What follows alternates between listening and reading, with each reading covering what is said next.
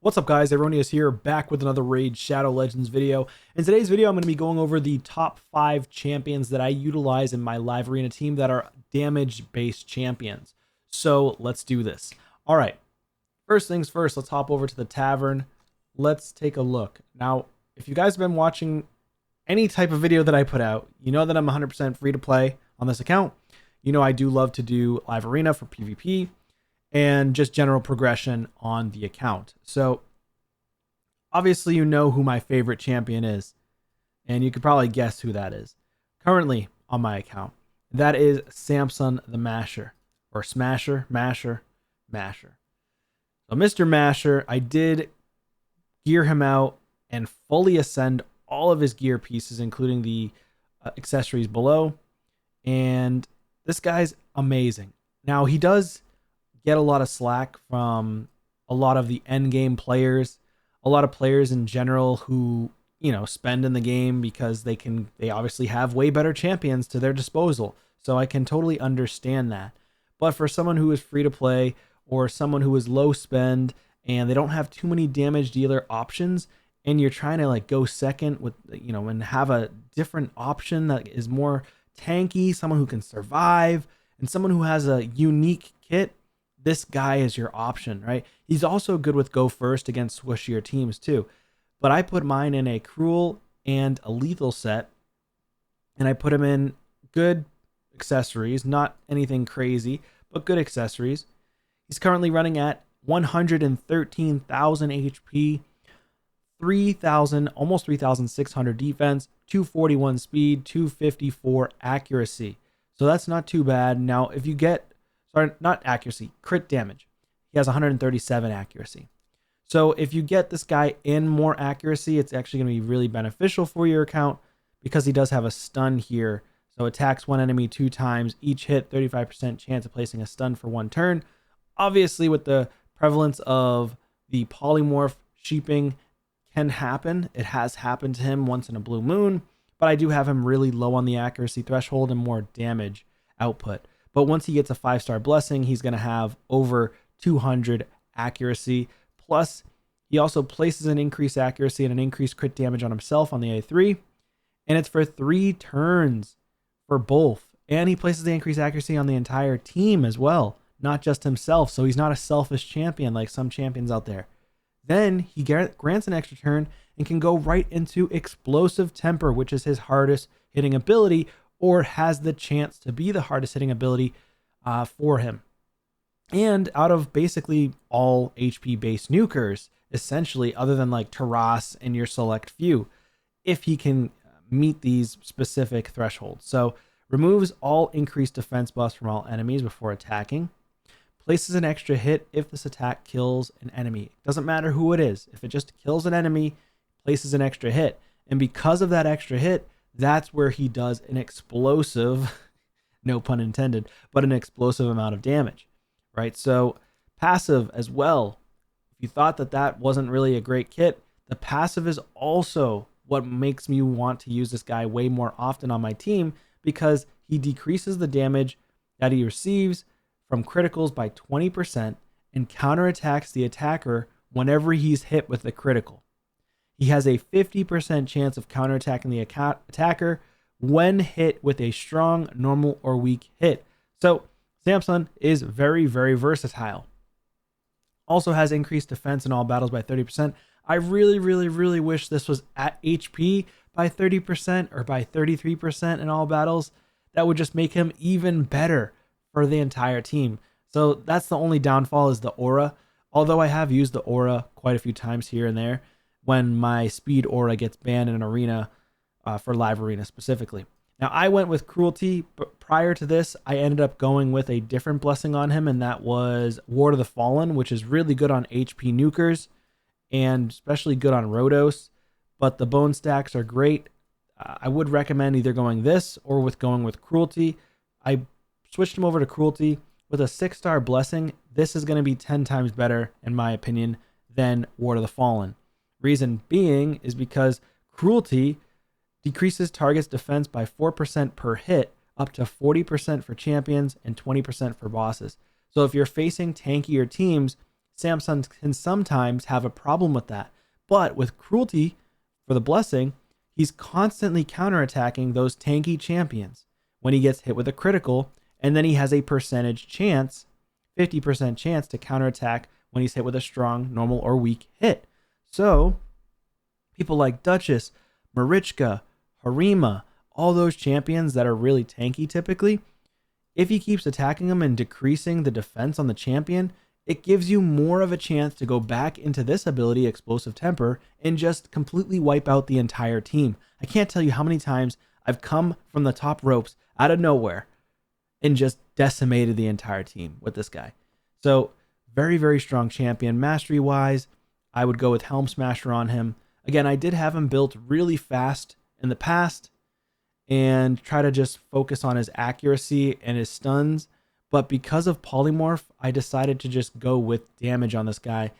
And I think that the damage build is way better than the like CC build. That's just my personal opinion, although you can use him in multiple ways. If you're going to go with the CC build, I would recommend going with the support route down with Eagle Eye to try to CC.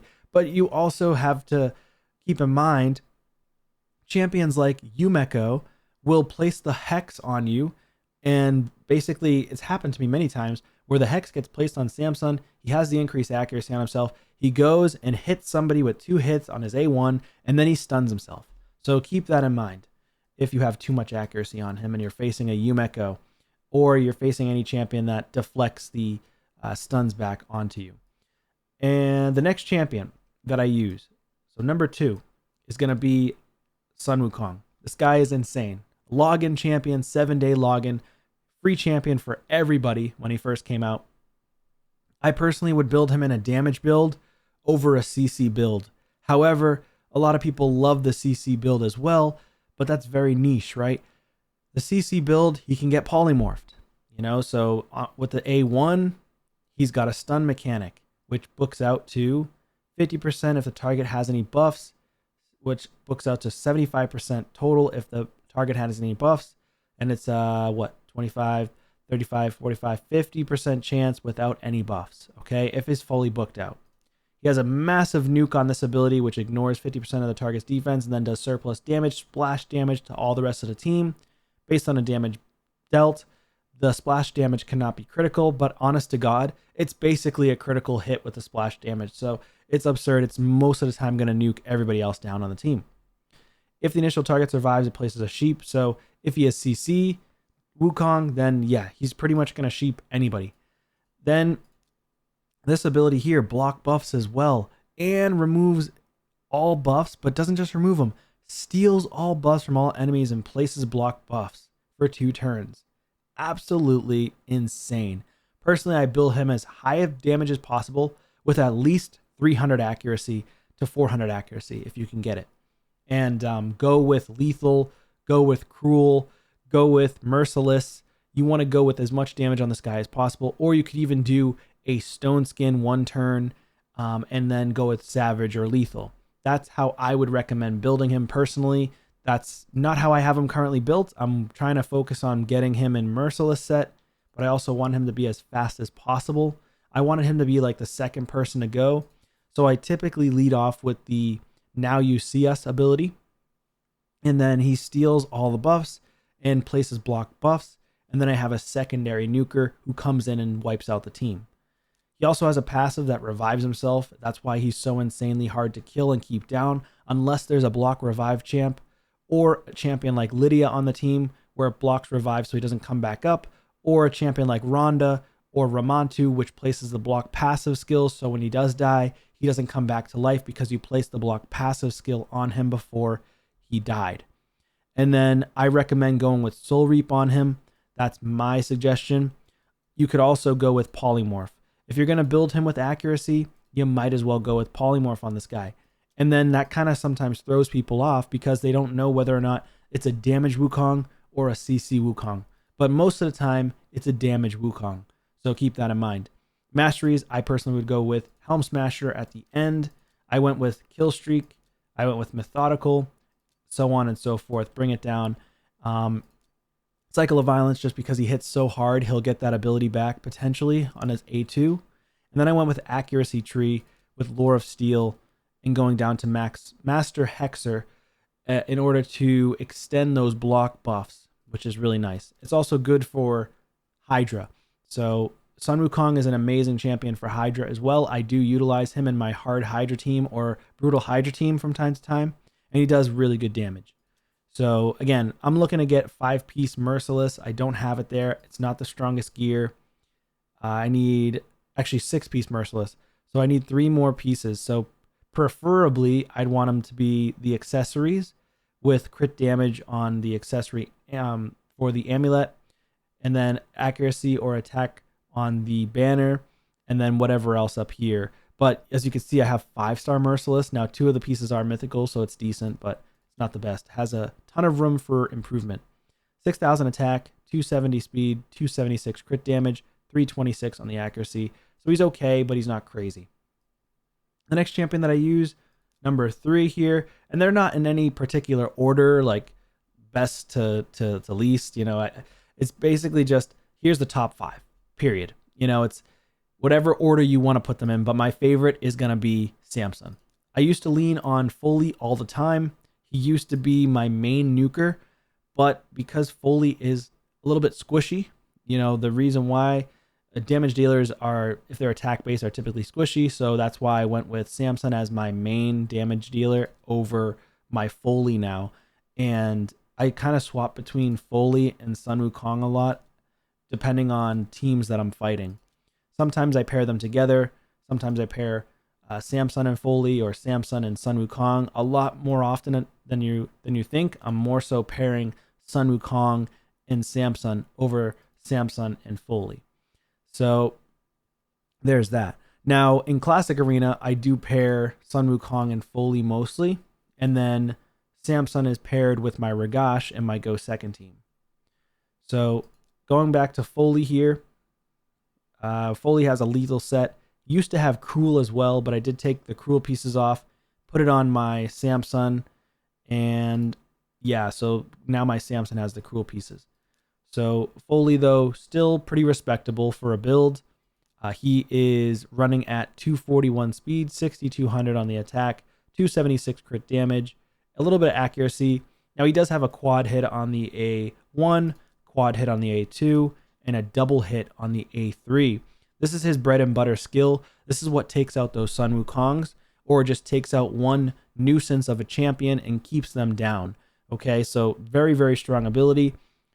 However, UDK is a hard counter to Foley. So if Foley's initial AoE doesn't kill one of the enemies, that secondary hit, which is going to target one enemy, will not kill anybody, because the UDK soaks up that single target hit. So it goes AoE into single target.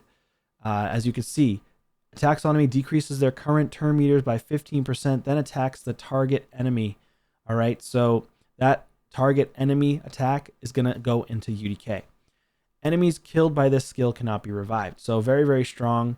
This actually, I always forget that he has a decreased turn meter by 15% on the A3, but it's hard to build nukers with turn meter or with accuracy in order to get those skills off if you're trying to do as much damage as possible. So having a 5-star blessing is very helpful for him, but you also have to keep in mind he could become a sheep magnet, because his A1 does decrease defense as well, and his A2 does leech. So he could potentially become a sheep magnet, so you got to be very, very careful. And then here on his passive, which is also super powerful, whenever an enemy places a stun, freeze, sleep, provoke on this champion, instantly removes the debuff, then heals him by 20% of a max HP, and boosts his turn meter by 50%. This is a strong ability, especially against like Lady Mikage's, Kymar, Tormund. Now, the one thing about Tormund is if he removes the debuff, like say he removes the freeze, now he has a chance of getting refrozen again when he speeds himself up from Tormund, right? Placing that freeze. And it could cause him to not take a turn and skip his turn afterwards. But a lot of times that's not going to happen, right? Because Tormund has to hit 2 thresholds. The first threshold of landing the initial freeze, which then gets removed, and then the second threshold, right? And it's a 20 or 30% chance for Tormund to do that. So the chances and odds are actually not against you. The odds are for you, right? You have a higher chance of being able to get this ability off based on his passive. So personally, you want to build this guy crazy fast, as high damage as possible, a little bit of accuracy if you'd want, but I don't recommend it on damage dealers only because of polymorph being so prevalent in today's meta. So that is my third champion. My fourth champion that I use a lot, surprisingly, is Nishak. So Nishak, I do a lot of bombing because if people don't have polymorph, I'm utilizing Nishak. Also, with the prevalence of Stone Skin becoming higher and higher in today's meta, you have to use bombs. And sometimes you just have to forego worrying so much about polymorph. So I do utilize this guy, and he does pretty good work for me. I've got him at 6,000 attack, 255 speed, 576 accuracy. Again, at 5-star awakening, that additional 75 accuracy is going to be so beneficial for him, and I can't wait to get him there. Obviously, you want to make him up to 300 speed or more if you can get it, because you want him to be able to just place the bombs. The only enemies that are going to be really, really bad against him or going to be a hard counter would end up being, your Duchess if you weak hit. And plus, when you land on a champion that has positive affinity against you, bombs technically do less damage, which is kind of crazy to me, but it is what it is. So that's what I've noticed, at least. You can correct me in the comments down below if you think I'm wrong on that. But I've noticed that whenever my Duchess gets a Nishak bomb, she tends to not die, because I think it's because of negative affinity.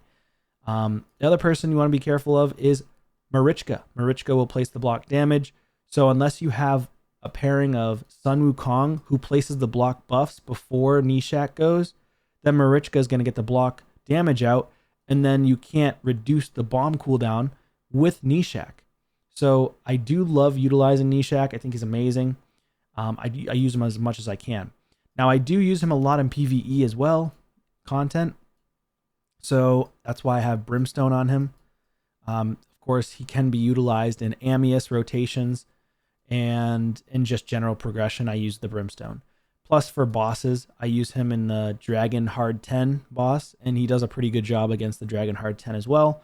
So placing the Brimstone is going to be very, very beneficial. Fully booked masteries, I went with Eagle Eye to get more accuracy out of him, because you want as much accuracy as possible. And then I put counterattack masteries here. Again, the other issue is for him is going to be becoming a sheep. So you got to be careful about going against players that have polymorph with this guy. Sometimes you just have to not worry about it at all. All right, so the last person that I use a lot of is going to be Rodos. Recently got Rodos. I pulled him from a shard, which was super, super awesome. I think it was like a month or two ago that I pulled him, and he's insane. He's absolutely insane. Probably one of my better built champions on my account.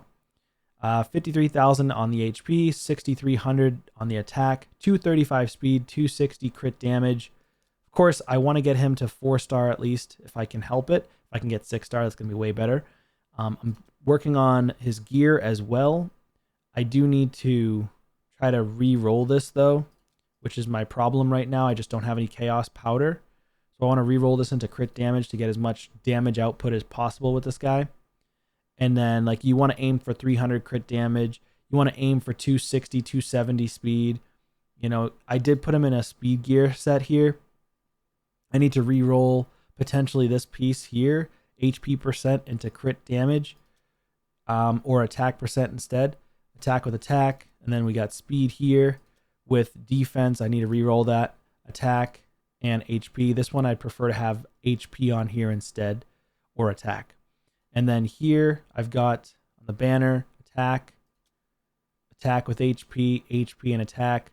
Preferably you'd want HP on here with like a triple or a quad attack roll, and then HP again for the ascension. So either way, we're doing okay there with him. I did recently just pull this ring that you just saw. That is a mythical ring. That could end up being pretty good if I re-roll it. But I think I have another one too. Like this one's HP with quad HP, which is insane. The best ring on my account for undead hordes. But yes, his HP will go up, but his his attack goes way down. And then I have this one too, which has more attack on it and defense. So yeah, this one also popped on my account recently. Merciless, I just got it during this rotation. So this is the type of piece that you'd want to throw on him if it got like a triple attack, which it ended up going all over the place. So, I mean, it's okay. Obviously, the first one has a 10% attack gain, which is nice. But it might end up being better if I can get another attack roll. So it could end up being better than the ring I have on with this Merciless ring right here.